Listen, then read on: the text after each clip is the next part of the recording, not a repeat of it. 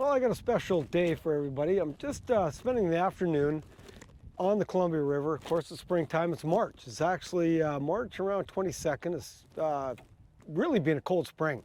You know, water temperatures right now 39, Fahrenheit. That's it's pretty chilly, but the fish are active. You know, in the springtime, you get it all. You get the big fish moving through the system, heading up to spawn. You get fresh chrome fish in the back eddies. It's pretty amazing time to fish. You know, my favorite is March and April for the big fish. It can be very exciting. I'm going to show everybody a bunch of techniques today. You know, the three favorites I use on the river that I'll show everybody. One with a dry line, the indicator. One's a sink tip setup with the nymphs, and of course down and dirty with the Type 7 and and big bulldogs. Always fun this time of year. So that's today as we take you sport fishing on the fly.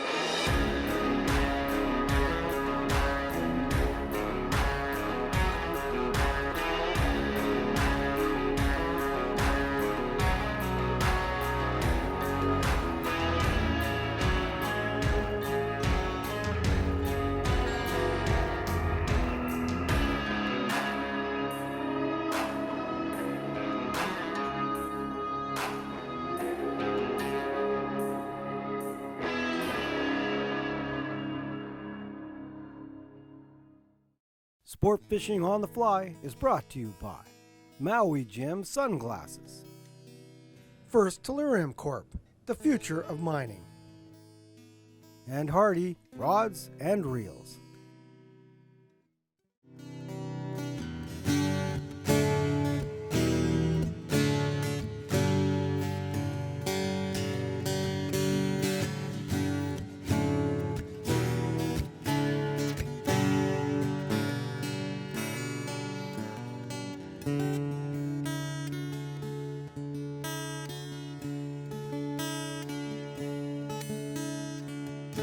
What I like to do is always start in the holes. So the fish, usually I come out in the afternoon, so I'll start around noon, 12:30, 1 o'clock, stay out till about 5, because sometimes the fish really crank up from 5 to 6 or just before dark. You know, even though the water's really cold, a lot of those chrome fish come up in the holes to start feeding on the midges. Midges everywhere, lots of midges on the water. So small chironomids, they're only a size 16, 18, small, but I get away with 14 2x long. You can actually get away with quite a bit, but I always start with my different kind of nymphs. I love the Purple Prince. I've got the Purple Prince on right now, and I'll try these holes and I'll give it like 10 minutes. If the fish are up, you'll catch them right away. See all these little seams out in here, there's lots of seams back in here, always on the edge of those seams. If the fish are up, they'll eat that fly. And I'll give the Prince Nymph probably 5 minutes. If nothing, I'll switch to a chironomid. If nothing, I'll hit a different hole. So I'll work the holes for, probably give it about an hour, and then I hit the run. So I'll jump between the holes and into some boulder runs to fish for those big fish. So let's try the nymph, see what we got. So the setup for the dry line, just your normal chironomid setup, any kind of nymph. I've got a 15-foot leader, and then I've got my swivel down to my fly, and it's only just 18 inches to a couple feet. I'm gonna peg it. I'm gonna go about, that's 5.5, 6 feet. Probably gonna go down about 7 feet to start. The fish, this hole is deep. It's got to be 40 to 50 feet. In here, it's probably 20 to 30 where I'm fishing in this pocket. So I'm just want to hang it down about 6 feet, and if the fish are up, they'll take it. And then I'm just casting straight up into these seams. So you can see this beautiful seam in front of me. I'm just going to cast straight up in here and just watch that indicator. The fish love to sit in these seams here and back in here. And as I mentioned, you got to leave it, give it a little tweak here and there and just keep feeding it. I look for different seams to always get that casting. But of course, the longer your fly's in the water, the better chance you have of catching a fish.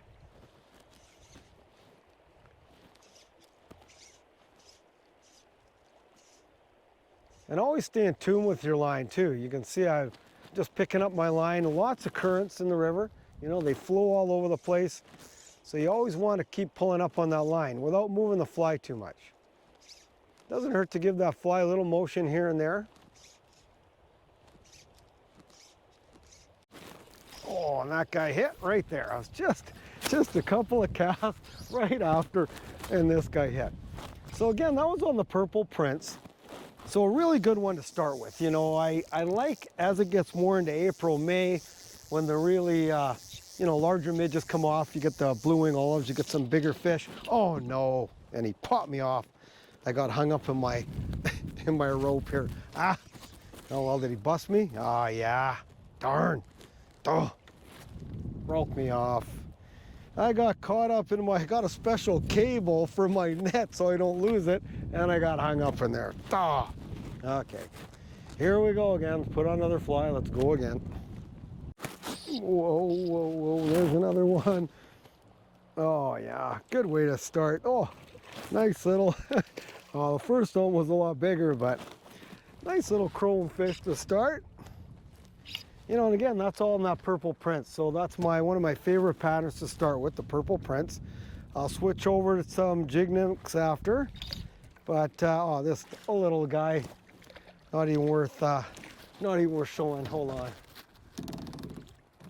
All right, little guy. I'll just try to flick him off. There he is. There, nice little bow. Oh, come on. This way. There you go. There he goes. Little guy to start.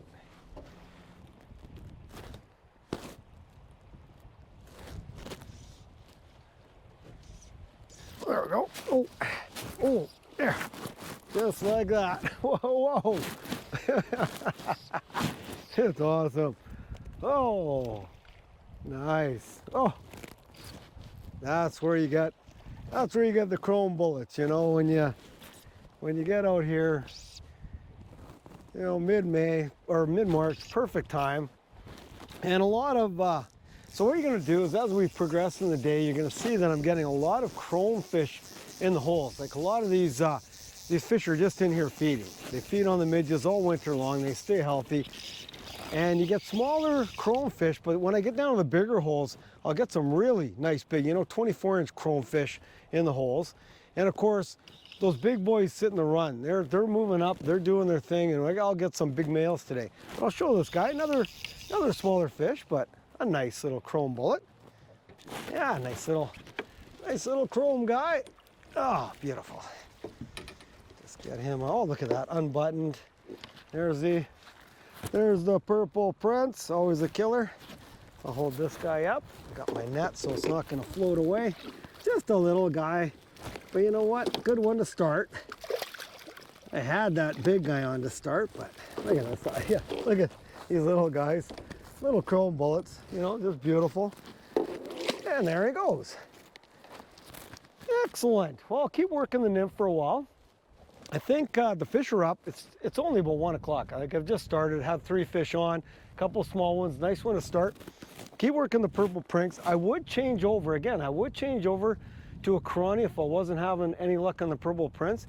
But since I'm having luck, I'm keeping it on. I'm gonna work this hole for a while, and then we'll get down and I'll show you some other techniques. As I mentioned before, see these seams, see the way these seams push in here. It's just a beautiful push, back eddy coming to it. It just piles all that food into one area, and that's where you want to keep that fly in those zones all the time. And give it a little movement and keep mending that line. Try to get a little bit of a dead drift and give it a little motion once in a while. Well, I've caught a few fish on the Purple Prince. I know the fish are up in here, so what I'm going to do is switch over to the Corani. So I'll show everybody the Corani I'm going to switch over to. It's one of my oh, that was a bump. One of my go-tos. And it's just, you know, it's about a size 14, 2X long. But the big key in here is brown. They really like the brown and the blacks. Nothing with much color. Again, the midges that come off are quite small, size 16s and 18s. And they're always dark in color. So try to stick with the darks, you know, brown with a silver rib, black silver rib. The shadow is a killer in here. So I'll try the Corani for a bit. And if I don't have luck, I'm moving on. All right, just putting the Purple Prince away. And then I can just show everybody, there's the Prince Nymph box. Got to have all those, of course. You know, I've got all the different Dyes Buggy prints, a bunch of the different color Prince Nymphs. And if you look on this side of all the nymphs I use, some when the stoneflies are coming off, I love the purple dreams. Purple dreams are excellent when the stones are coming off, some bigger oranges, and of course a medium size. And then of course you got your standard Prince nymphs there, which are fantastic. So that's what I like to use. And here's a chrony box. Some of the cronies I use on here. There's a selection of them.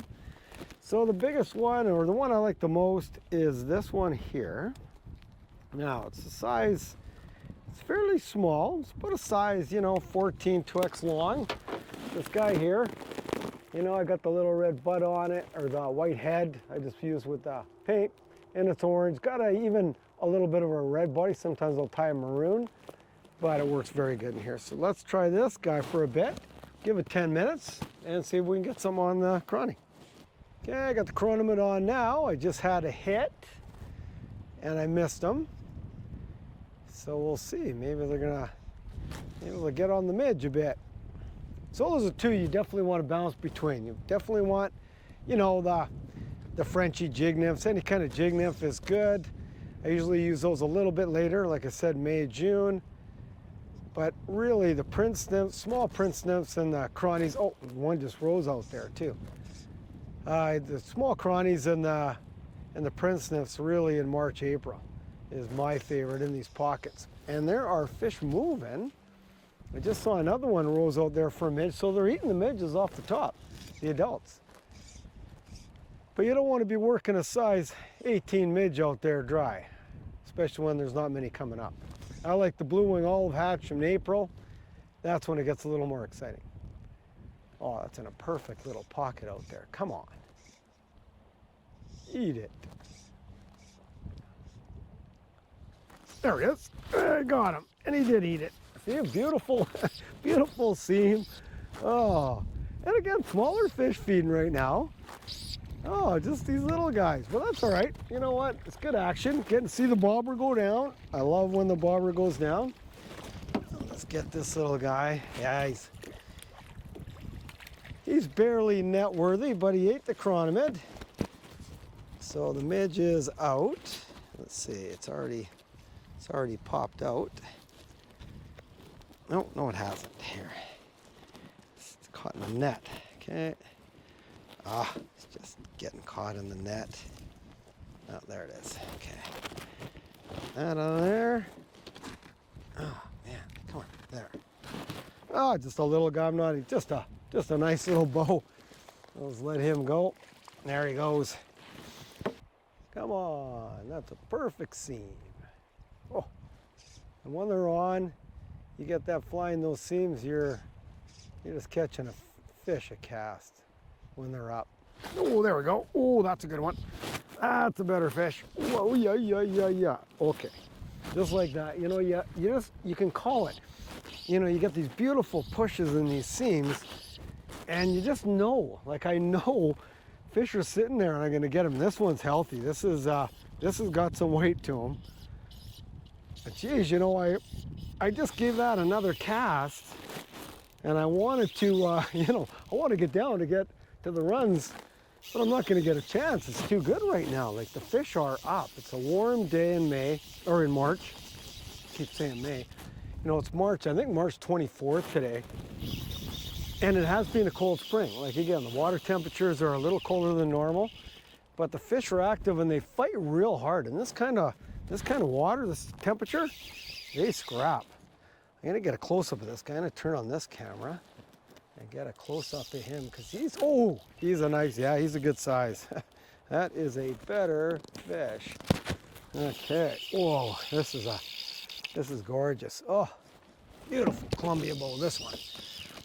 And with his water temperature only a few degrees centigrade, like it's chilly, 39 Fahrenheit, these fish are spunky. And you got to remember, this is a tailwater fishery, so the fish feed all year long. They really don't get idle, like in lakes where it ices, low oxygen. This is full oxygen all year, tailwater fishery, and these fish are healthy. Oh, wait till you see this one.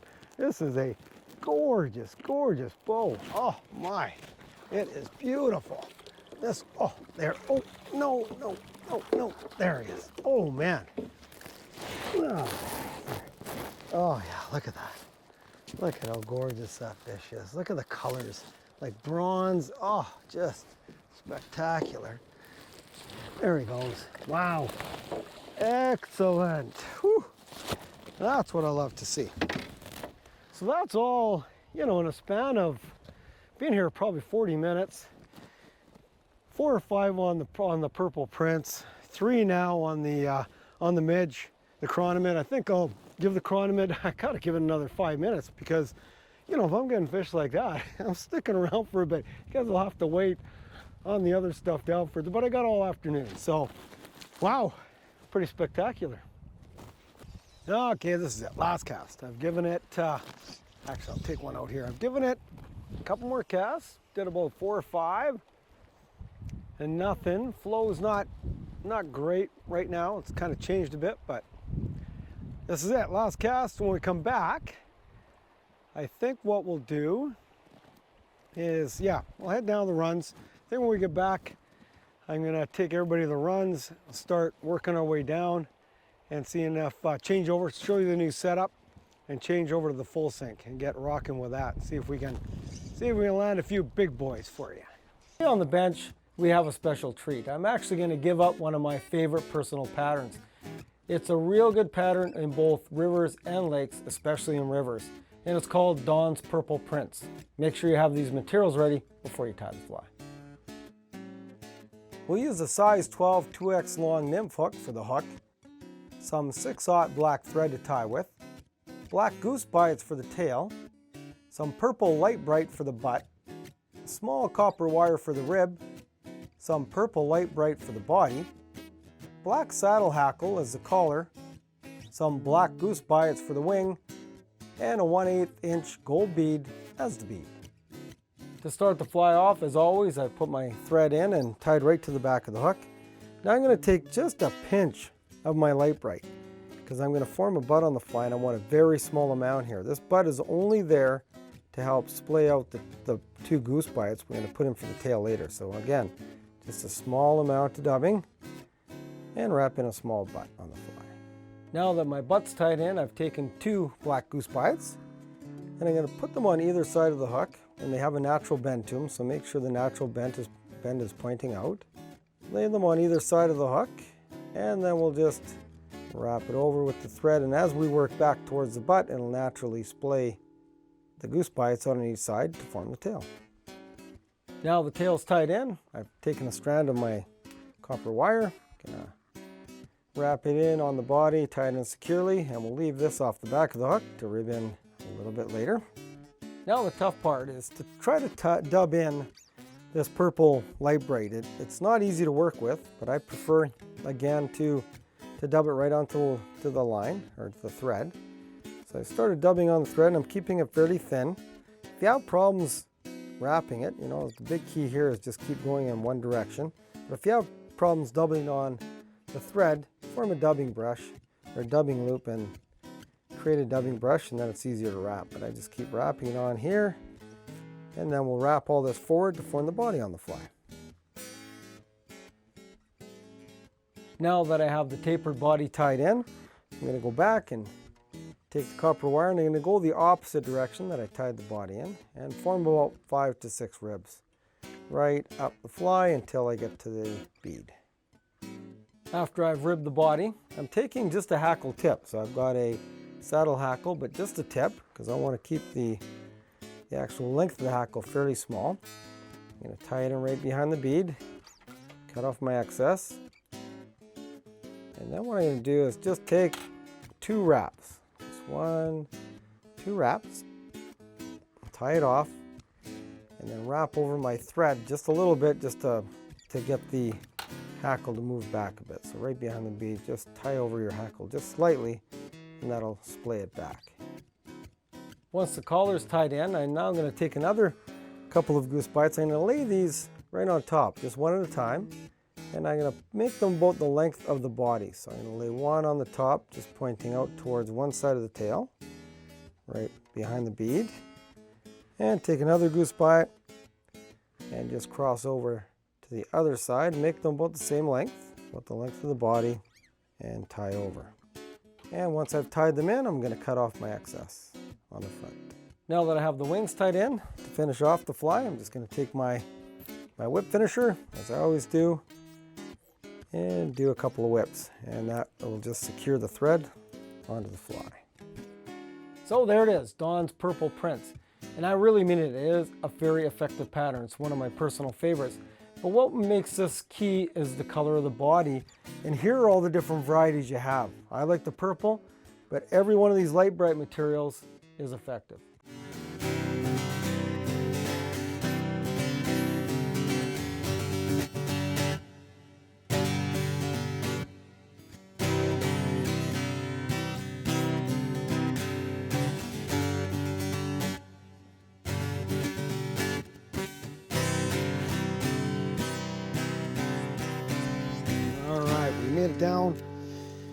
Made it down to the run. One of my favorite runs I like to start at. We've named all these runs. This one's called Cheese Grater. There used to be a big grate on the beach over there. Looked like a big monster cheese grater, so that's why we call it Cheese Grater. And below this we got Big Ball Run, and then of course Beaver Creek Run. I'm below trail, and that's where I find some of the best riffle water. What I'm looking for, what I'm going to use first, of course, good. Dawn's Personal Bulldog, one of my favorites. Columbia River bugger, the dark one works great, the lake version, any bugger. You know, anything to attract these big fish.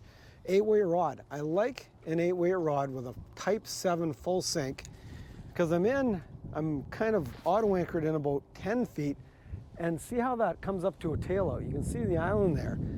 It gets really shallow obviously by the island. So it's forming a big tail out just like you would see steelheading.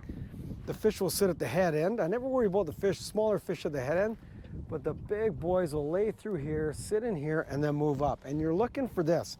I'm gonna pull the camera out. You want boulder runs. You don't want it flat and small, like with small pockets. You want boulders. So what I'm gonna do is show everybody. If you look down, and you can see in the water, you can see it's all boulders, right? There's nice big boulders down there. And it's that's what you're looking for. You want deeper water, 10 feet up to about 4 feet, but big boulder runs.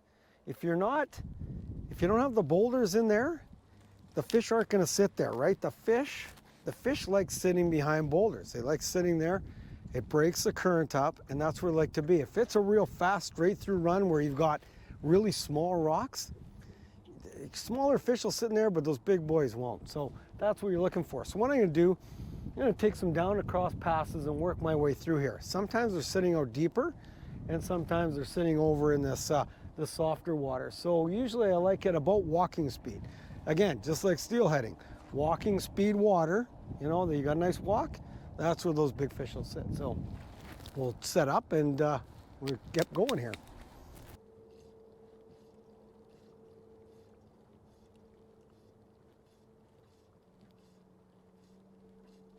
Oh, there we go. There we go. Ooh.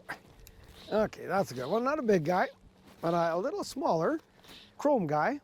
But again, fishing up at the head of the run. So I haven't got right back to where the bigger guys are, but you'll get these beautiful chrome fish in here too. Oh, he's just a little guy. So that's what you get too. Look at, these fish, even these little guys, I'm just gonna unbutton them. There he is there. There he goes. Even these smaller fish, they love those buggers, right? Little guys will sit in this faster water. So how it normally works, smaller fish near the head, bigger fish near the tail. That's just a general rule that I've seen. So let's get it going again. It's a small guy to start. I'm sure there's some bigger guys back there, but try it again. Here we go. And obviously an advantage to cast further. If you can cast further, makes it, you got a better drift. You got obviously a longer drift. It's just more effective the longer you can cast, but you don't have to cast long. You can just cast shorter and pull it through. Just a little guy. One good pull and a little fish. Just shows you, a lot of times these kind of runs, they'll have 5, 6, 10 fish in them stacked in here. And other times like they, one little guy up at the head and that was it. So I'll probably have to head down the next run. This one This one's void. You know, I don't know if other guys have fished it either. I'm not sure if people have been down here, so you never know. But I usually give it, you know, 10 casts, work my way down till I'm close to the tail out, and then we'll pull the pin and head down the next spot. Oh man, that guy hit good. Oh yeah, that's a good one. Oh yeah, right there. Just slid down a little bit more and got into a missed one up right at the head, and this guy hit good. And now one thing to note, you know what, throughout this bottom section of the river, especially between the border and trail, if you're gonna fish in the spring, you will catch a lot of, well, spawning fish, right? You're not gonna get them spawning, but you're actually gonna catch fish that are moving up the river to spawn. Because what they do is whoa, that's a nice fish. What they do is they cruise up from even the reservoir. You'll get 10, 12-pound rainbows from the reservoir, Lake Roosevelt, come all the way up and go up to Norns Creek or way up in the Janelle Braids to spawn. And when you do get them, you'll get them colored up like this guy here. This guy is definitely going to be a mature fish, and it's just gorgeous. You know, fishing in the spring, if you don't want to catch colored fish, then don't fish in the spring. That's just the bottom line. This river is a tailwater fishery. It's open all year long, and you are going to get some beautiful colored fish. But this is gorgeous. I got to show you this one. This is just a gorgeous female. Oh my, beautiful fish. Oh man, and they're just healthy. There she is there. Oh, beautiful. This is a beautiful, not huge, but just a real nice color. Look at the colors on that fish. Let me put her back in. There she goes. And you know, that wasn't big by any means, but you'll get them a lot bigger. And we should get them all through here. So that was up at the head. I've had a couple. Keep working down. See if we can get a few more. It's a good start. There. I got him. Finally. Oh. Yeah. Oh, gee. Look at them. Look at, this is an 8-weight rod. And like I said, that's what you want. You want 8 weights in here, because then you can plant them and you can get these fish in. Because if you don't have an 8-weight, a 6-weight, you're not going to be able to really get a good hook set, and it's tough to bring them in. Guy finally hit. I knew he was there. He just had to do it. Had to eat it. No jumps though. Oh, he feels heavy though. Oh yeah, it's a nice fish. Oh yeah, it's a beauty. Oh, you can tell, yeah. Got beautiful, gorgeous colors to him. He's probably sitting back in here waiting to move up the creek, probably in April, May, to spawn. Sitting out in the river, they'll sit all through here. Like, it's just amazing. And that's why I got some people I know, like Bruce Kruk. He's a great spay guy, spay fisherman. Takes people out. They have fantastic luck on the spay rods. And I like my double hander. It's fun, but I like this the best. Oh, look at this. Oh no. No. Did he bend me out? Ah. And that's even with an 8-weight, and he still got off. Didn't bend me out. Oh, darn, that was a big male. Oh, darn. Oh, man, that's a big fish. Oh, gee whiz. That guy hit it right at the tail out. Whoa, yeah. Oh, man. Right where I expect them to get, right? Oh, big head shakes. You know they're big when you get the big head shakes. Oh, nice fish. A little easier to handle over here instead of that big flow. He just crushed it. Again, I was just drifting back a little bit, so my fly was able to get down, and he hit it. Oh, another beautiful fish. Wow. Look at the colors. Oh, gorgeous colors on this fish. Oh, nice and fat and healthy. See if I can net him back here. Oh yeah, come on. Oh man, come on. Oh, gee.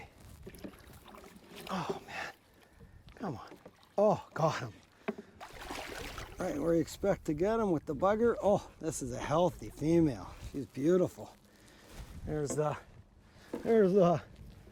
bulldog. Oh, look at this fish. Wow. Look at that. Oh my. Look at that.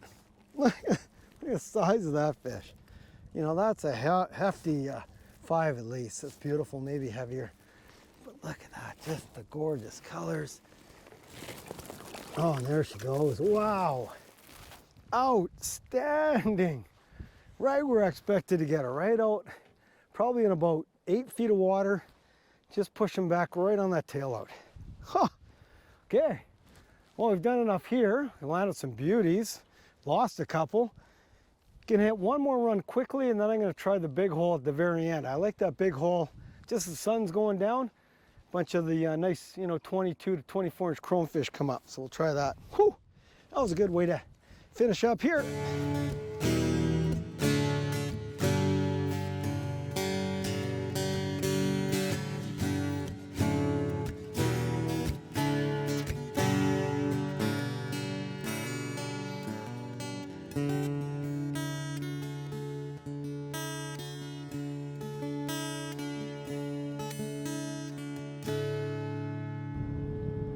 I'm just gonna finish up on this hole. This is the big hole in the river.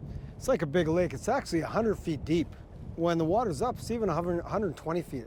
Big hole, a lot of fish, but if the fish aren't up in here, you're not gonna get down to them, obviously. But when they do come up, it can be pretty amazing. I'm gonna take a couple of casts. See, it's getting a little late, in March. Just to finish up, in March is a good time, but you got to wait for those warm days. The warm days, you can come out here, probably get out by 11. It stays good till usually 3:30. You can have good fishing into dark, but it's usually until April. You got to wait till April before it gets good a little later on. But I'll give it a couple more casts and see. I don't think, it's about 5 o'clock now. The sun's almost down. Getting to be on the edge for this big hole, and really, if nothing's up, you're not going to catch anything. Just as I was going to bail, this guy hit.